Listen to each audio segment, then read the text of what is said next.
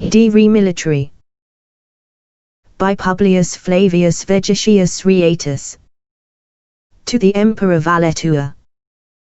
It has been an old custom for authors to offer to their princes the fruits of their studies in belles lettres, from a persuasion that no work can be published with propriety but under the auspices of the emperor, and that the knowledge of a prince should be more general and of the most important kind, as its influence is felt so keenly by all his subjects. We have many instances of the favorable reception which Augustus and his illustrious successors conferred on the works presented to them, and this encouragement of the sovereign made the sciences flourish. The consideration of your Majesty's superior indulgence for attempts of this sort, induced me to follow this example, and makes me at the same time almost forget my own inability when compared with the ancient writers. One advantage, however, I derive from the nature of this work, as it requires no elegance of expression, or extraordinary share of genius, but only great care and fidelity in collecting and explaining, for public use, the instructions and observations of our old historians of military affairs, or those who wrote expressly concerning them. My design in this treatise is to exhibit in some order the peculiar customs and usages of the ancients in the choice and discipline of their new levies.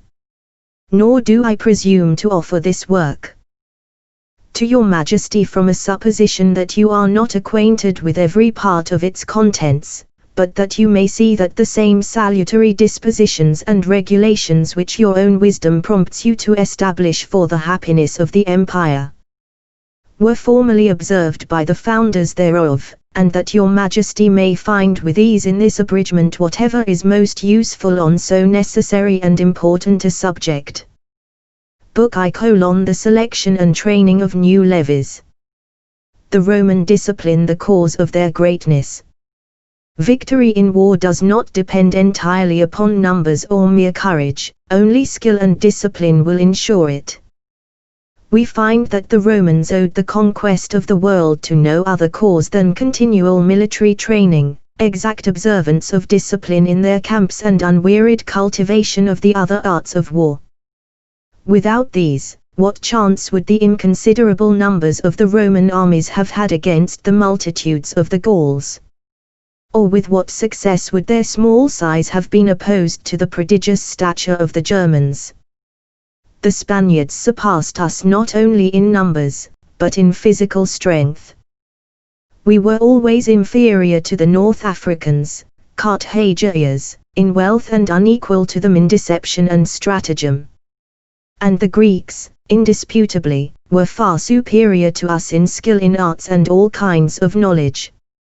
But to all these advantages the Romans opposed unusual care in the choice of their levies and in their military training. They thoroughly understood the importance of hardening them by continual practice, and of training them to every maneuver that might happen in the line and in action. Nor were they less strict in punishing idleness and sloth. The courage of a soldier is heightened by his knowledge of his profession, and he only wants an opportunity to execute what he is convinced he has been perfectly taught. A handful of men, inured to war, proceed to certain victory, while on the contrary numerous armies of raw and undisciplined troops are but multitudes of men dragged to slaughter. The selection of recruits. To treat our subject with some method, we shall first examine what provinces or nations are to be preferred for supplying the armies with recruits. It is certain that every country produces both brave men and cowards, but it is equally as certain that some nations are naturally more warlike than others, and that courage, as well as strength of body, depends greatly upon the influence of the different climates. We shall next examine whether the city or the country produces the best and most capable soldiers. No one, I imagine, can doubt that the peasants are the most fit to carry arms, for they from their infancy have been exposed to all kinds of weather and have been brought up to the hardest labor. They are able to endure the greatest heat of the sun, are unacquainted with the use of baths, and are strangers to the other luxuries of life. They are simple, content with little, inured to all kinds of fatigue, and prepared in some measure for a military life by their continual employment in their country work, in handling the spade, digging trenches and carrying burdens. In cases of necessity, however, they are sometimes obliged to make levies in the cities.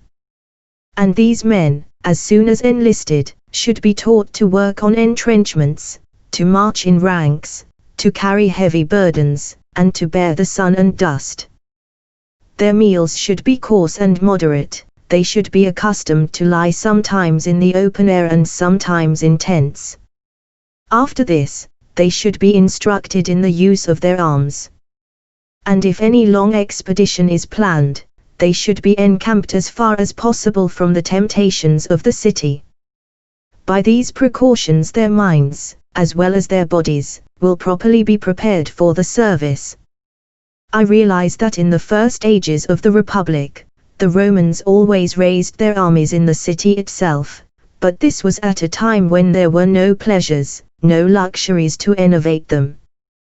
The Tiber was then their only bath, and in it they refreshed themselves after their exercises and fatigues in the field by swimming. In those days the same man was both soldier and farmer, but a farmer who, when occasion arose, laid aside his tools and put on the sword. The truth of this is confirmed by the instance of Quicius Satiatus, who was following the plough when they came to offer him the dictatorship. The chief strength of our armies, then, should be recruited from the country. For it is certain that the less a man is acquainted with the sweets of life, the less reason he has to be afraid of death. The proper age for recruits. If we follow the ancient practice, the proper time for enlisting youth into the army is at their entrance into the age of puberty. At this time instructions of every kind are more quickly imbibed and more lastingly imprinted on the mind. Besides this, the indispensable military exercises of running and leaping must be acquired before the limbs are too much stiffened by age. For it is activity, improved by continual practice, which forms the useful and good soldier. Formerly, says Sallust, the Roman youth, as soon as they were of an age to carry arms, were trained in the strictest manner in their camps to all the fatigues and exercises of war. For it is certainly better that a soldier, perfectly disciplined, should, through emulation, repine at his not being yet arrived at a proper age for action, than have the mortification of knowing it is past. A sufficient time is also required for his instruction in the different branches of the service. It is no easy matter to train the horse or foot archer, or to form the legionary soldier to every part of the drill, to teach him not to quit his post, to keep ranks, to take a proper aim and throw his missile weapons with force, to dig trenches, to plant palisades, how to manage his shield, glance off the blows of the enemy, and how to parry a stroke with dexterity. A soldier, thus perfect in his business, so far from showing any backwardness to engage, will be eager for an opportunity of signaling himself. Their size. We find the ancients very fond of procuring the tallest men they could for the service, since the standard for the cavalry of the wings and for the infantry of the first legionary cohorts was fixed at 6 feet, or at least 5 feet 10 inches. These requirements might easily be kept up in those times when such numbers followed the profession of arms and before it was the fashion for the flower of Roman youth to devote themselves to the civil offices of state. But when necessity requires it, the height of a man is not to be regarded so much as his strength, and for this we have the authority of Homer, who tells us that the deficiency of stature in Tydeus was amply compensated by his vigor and courage. Signs of desirable qualities. Those employed to superintend new levies should be particularly careful in examining the features of their faces, their eyes, and the make of their limbs, to enable them to form a true judgment and choose such as are most likely to prove good soldiers. For experience assures us that there are in men, as well as in horses and dogs, certain signs by which their virtues may be discovered. The young soldier, therefore, ought to have a lively eye, should carry his head erect, his chest should be broad, his shoulders muscular and brawny, his fingers long, his arms strong, his waist small, his shape easy, his legs and feet rather nervous than fleshy. When all these marks are found in a recruit, a little height may be dispensed with, since it is of much more importance that a soldier should be strong than tall. Trades proper for new levies. In choosing recruits, regard should be given to their trade. Fishermen, fowlers, confectioners, weavers, and in general all whose professions more properly belong to women should, in my opinion, by no means be admitted into the service. On the contrary, smiths, carpenters, butchers, and huntsmen are the most proper to be taken into it. On the careful choice of soldiers depends the welfare of the Republic, and the very essence of the Roman Empire and its power is so inseparably connected with this charge, that it is of the highest importance not to be entrusted indiscriminately, but only to persons whose fidelity can be relied on. The ancients considered Sertorius' care in this point as one of the most eminent of his military qualifications. The soldiery to whom the defense of the empire is consigned and in whose hands is the fortune of war, should, if possible, be of reputable families and unexceptionable in their manners. Such sentiments as may be expected in these men will make good soldiers. A sense of honor, by preventing them from behaving ill, will make them victorious. But what good can be expected from a man by nature a coward, though ever so well disciplined or though he has served ever so many campaigns? An army raised without proper regard to the choice of its recruits was never yet made good by length of time, and we are now convinced by fatal experience that this is the source of all our misfortunes. So many defeats can only be imputed to the effects of a long peace which has made us negligent and careless in the choice of our levies, and to the inclination so prevalent among the better sort in preferring the civil posts of the government to the profession of arms, and to the shameful conduct of the superintendents, who, through interest or connivance, accept many men which those who are obliged to furnish substitutes for the army choose to send, and admit such men into the service as the masters themselves would not even keep for servants. Thus it appears that a trust of such importance should be committed to none but men of merit and integrity. The military mark. The recruit, however, should not receive the military mark asterisk as soon as enlisted. He must first be tried if fit for service, whether he has sufficient activity and strength, if he has capacity to learn his duty, and whether he has the proper degree of military courage. For many, though promising enough in appearance, are found very unfit upon trial. These are to be rejected and replaced by better men, for it is not numbers, but bravery which carries the day. After their examination, the recruits should then receive the military mark, and be taught the use of their arms by constant and daily exercise. But this essential custom has been abolished by the relaxation introduced by a long peace. We cannot now expect to find a man to teach what he never learned himself. The only method, therefore, that remains of recovering the ancient customs is by books, and by consulting the old historians. But they are of little service to us in this respect, as they only relate the exploits and events of wars, and take no notice of the objects of our present enquiries, which they considered as universally known. Initial training. The first thing the soldiers are to be taught is the military step, which can only be acquired by constant practice of marching quick and together. Nor is anything of more consequence either on the march or in the line than that they should keep their ranks with the greatest exactness. For troops who march in an irregular and disorderly manner are always in great danger of being defeated. They should march with the common military step 20 miles in 5 summer hours, and with the full step, which is quicker, 24 miles in the same number of hours. If they exceed this pace, they no longer march but run, and no certain rate can be assigned.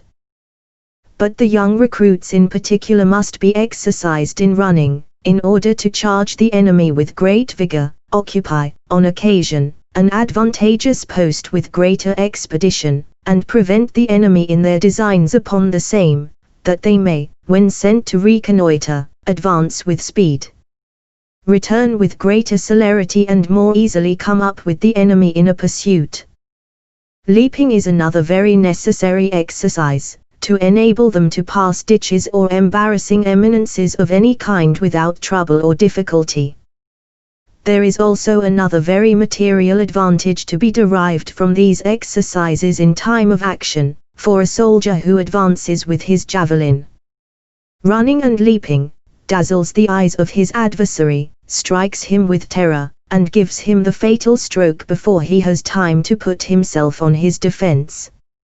Sallust, speaking of the excellence of Pompey the Great in these particulars, tells us that he disputed the superiority in leaping with the most active, in running with the most swift, and in exercises of strength with the most robust. Nor would he ever have been able to have opposed Sertorius with success, if he had not prepared both himself and his soldiers for action by continual exercises of this sort. To learn to swim. Every young soldier, without exception, should in the summer months be taught to swim, for it is sometimes impossible to pass rivers on bridges, but the flying and pursuing army both are often obliged to swim over them. A sudden melting of snow or fall of rain often makes them overflow their banks, and in such a situation, the danger is as great from ignorance in swimming as from the enemy.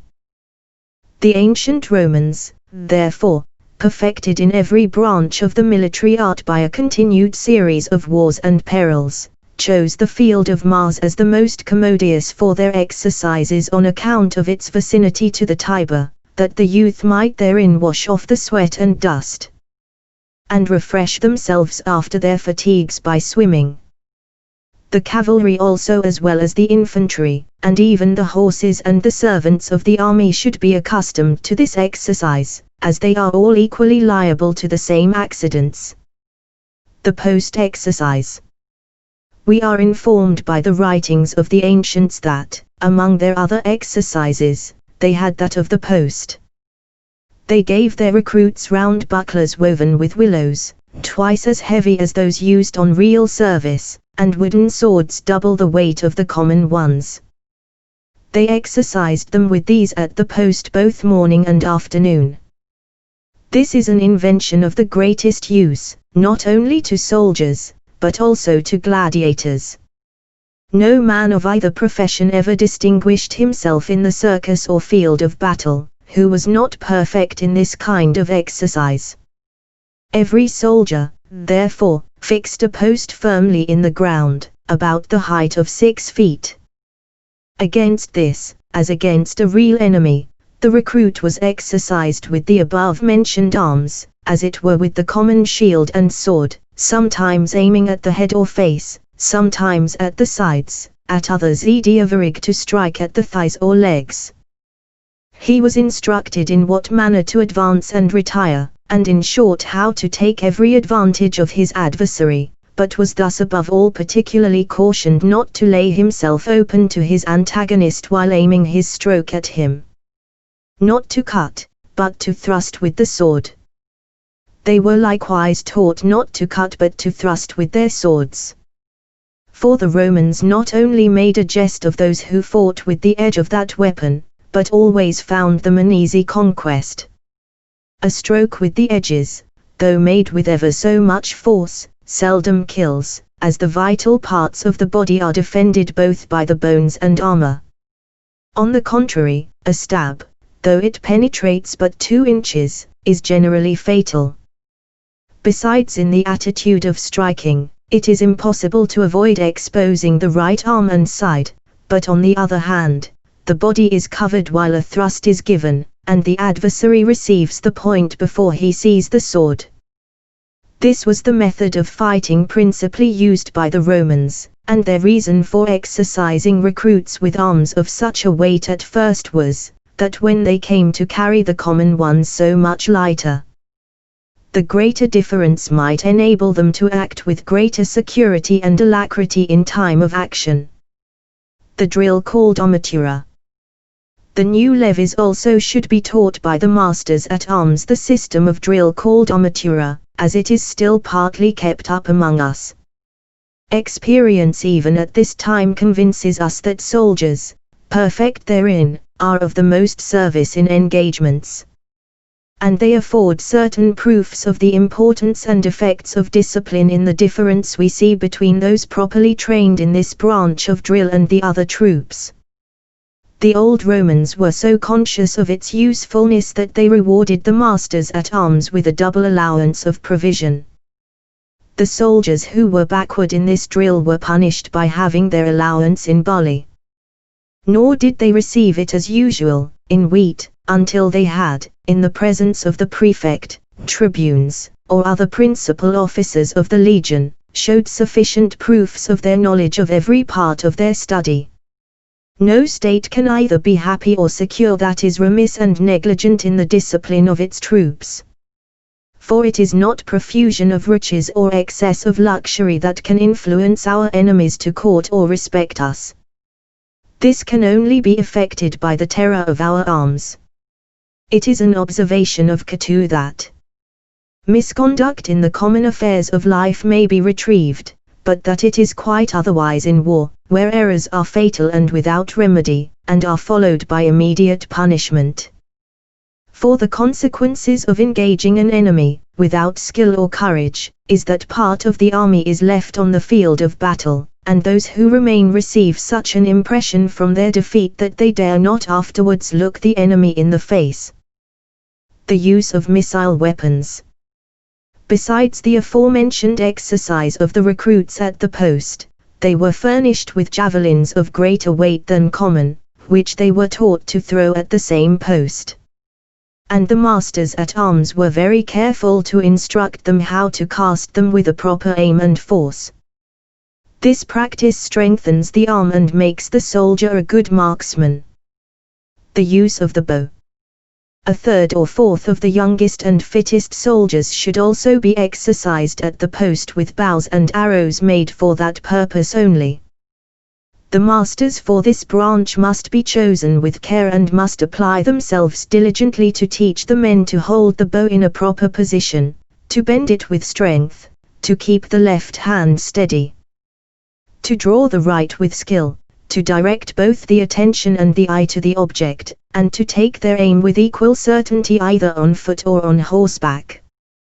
But this is not to be acquired without great application, nor to be retained without daily exercise and practice.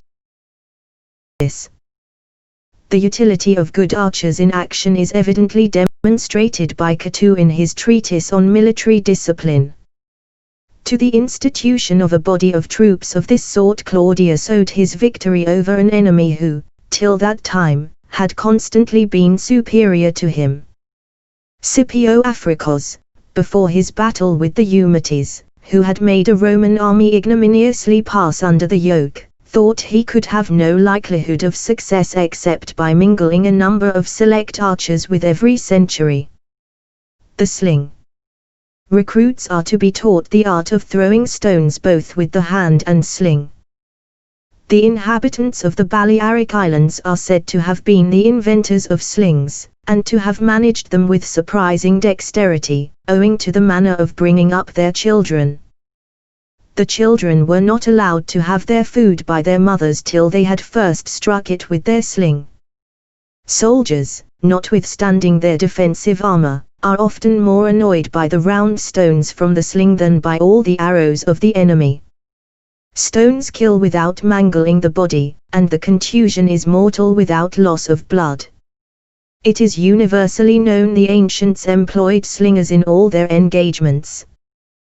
There is the greater reason for instructing all troops, without exception, in this exercise, as the sling cannot be reckoned any encumbrance, and often is of the greatest service, especially when they are obliged to engage in stony places, to defend a mountain or an eminence, or to repulse an enemy at the attack of a castle or city. The loaded javelin. The exercise of the loaded javelins, called martio barbuli, must not be omitted. We formerly had 2 legions in Lines Lyricum, consisting of 6,000 men each, which from their extraordinary dexterity and skill in the use of these weapons were disegui, shed by the same appellation. They supported for a long time the weight of all the wars and distinguished themselves so remarkably that the emperors Diocletian and Maximia on their accession honored them with the titles of Jovian and Herculean and preferred them before all the other legions.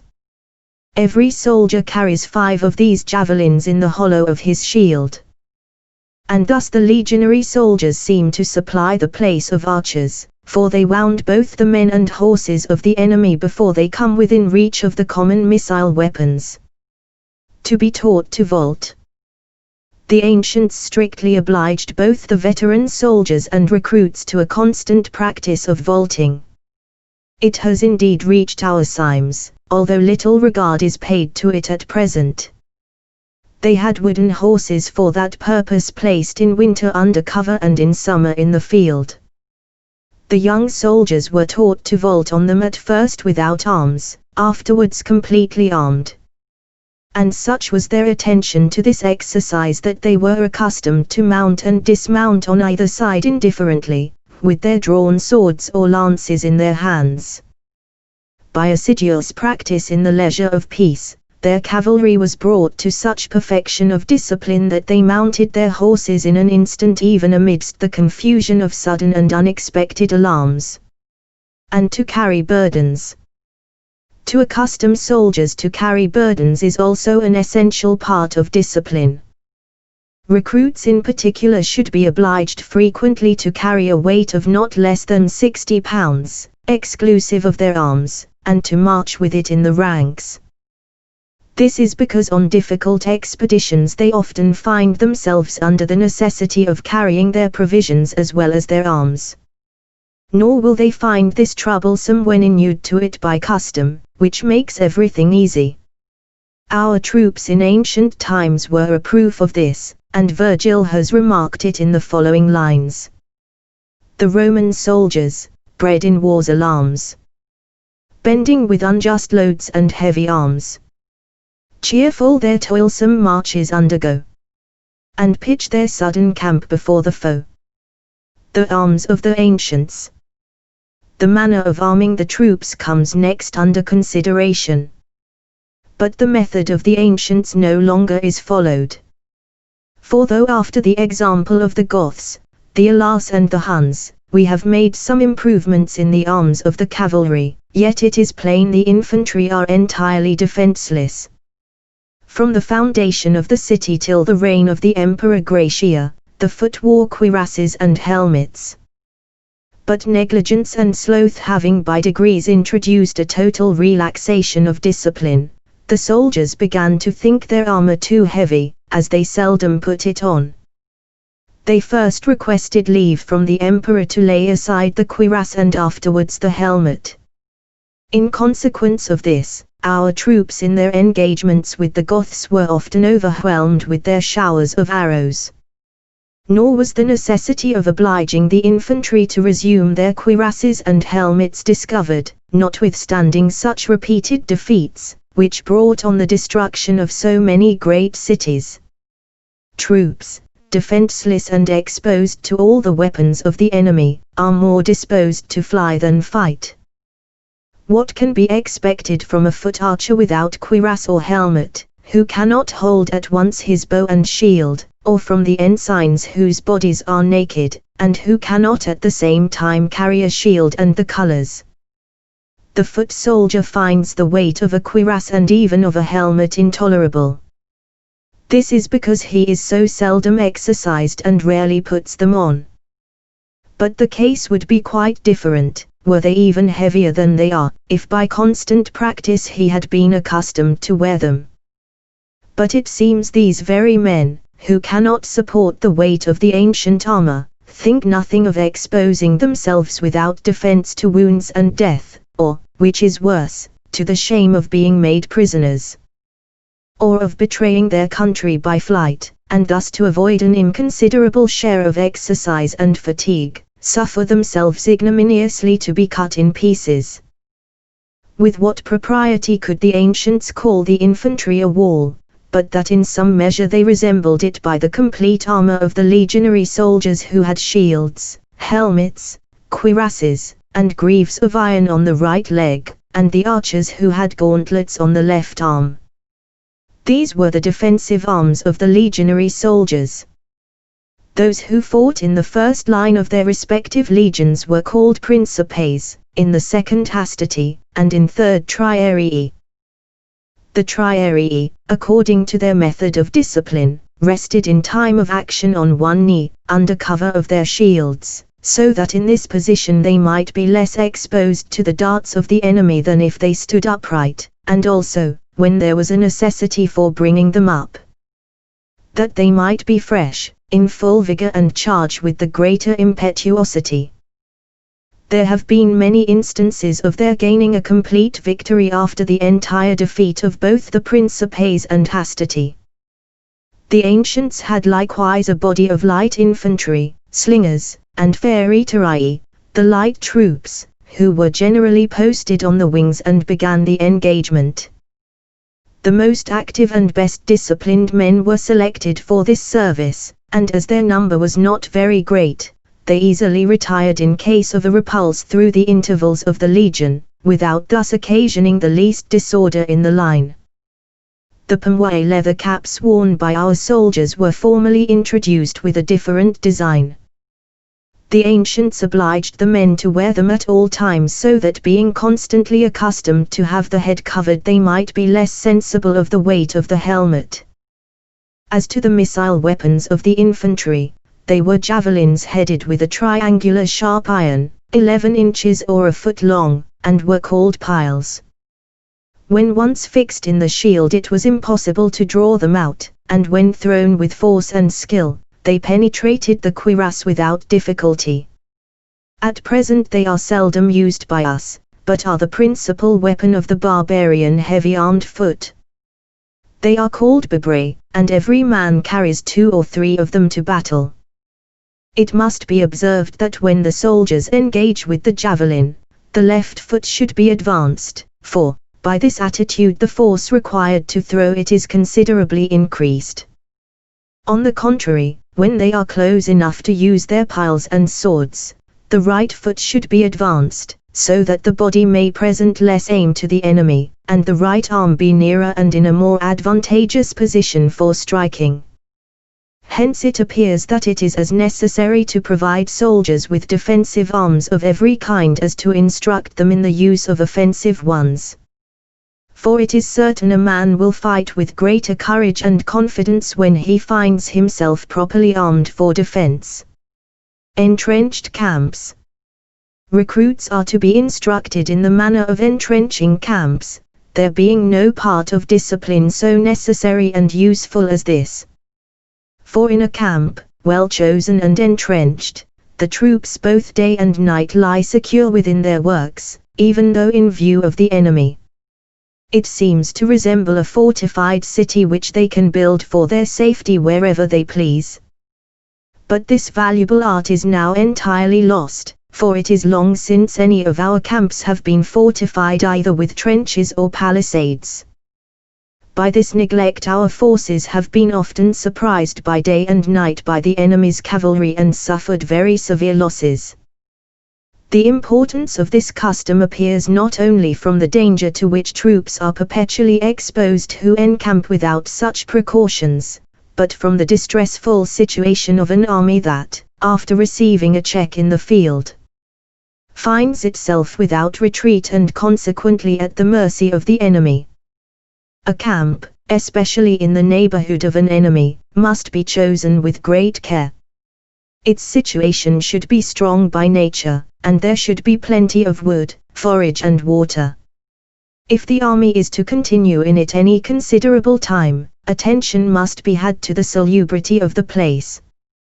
The camp must not be commanded by any higher grounds from whence it might be insulted or annoyed by the enemy, nor must the location be liable to floods which would expose the army to great danger.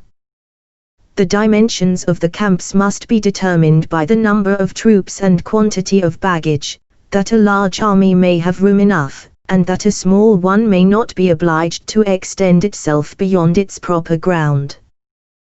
The form of the camps must be determined by the site of the country, in conformity to which they must be square, triangular or oval. The praetorian gates should either front the east or the enemy. In a temporary camp it should face the route by which the army is to march. Within this gate the tents of the first centuries or cohorts are pitched, and the dragon's asterisk and other ensigns planted.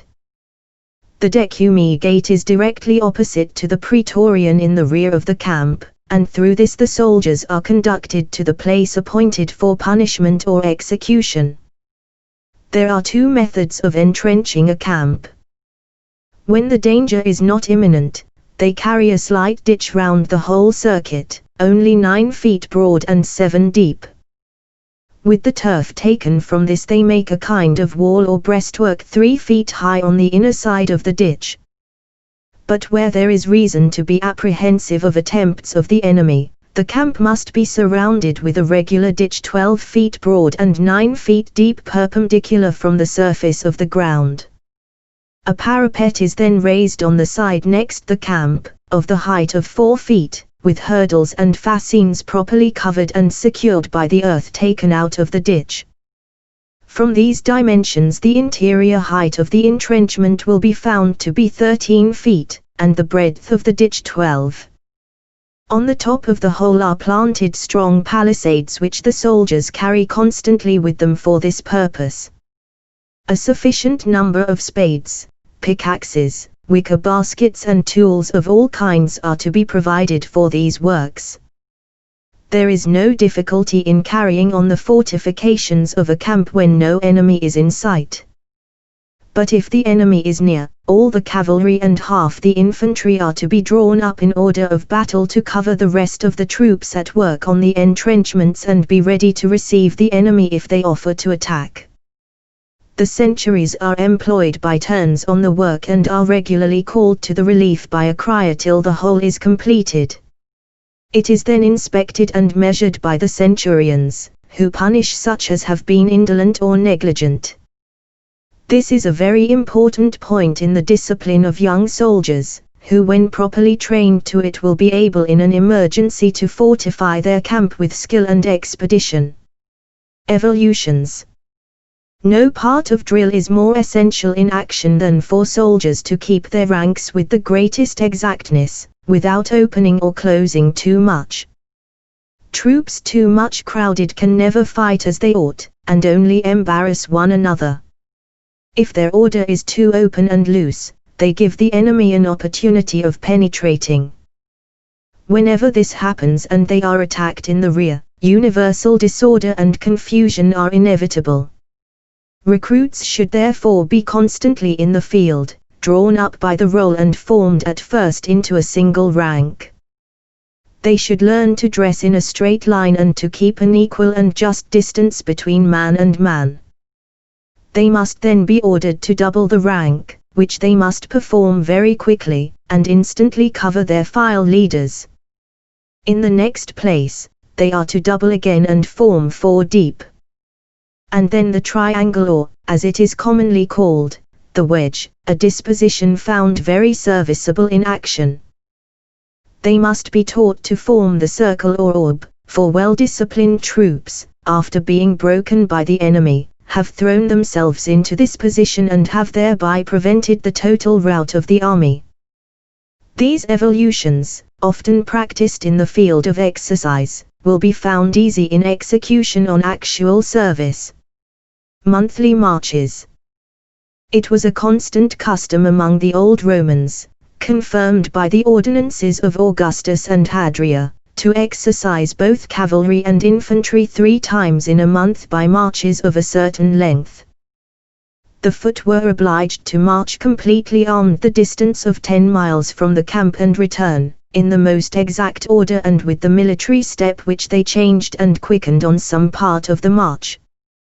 Their cavalry likewise, in troops and properly armed, performed the same marches and were exercised at the same time in their peculiar movement and evolutions, sometimes, as if pursuing the enemy, sometimes retreating and returning again with greater impetuosity to the charge.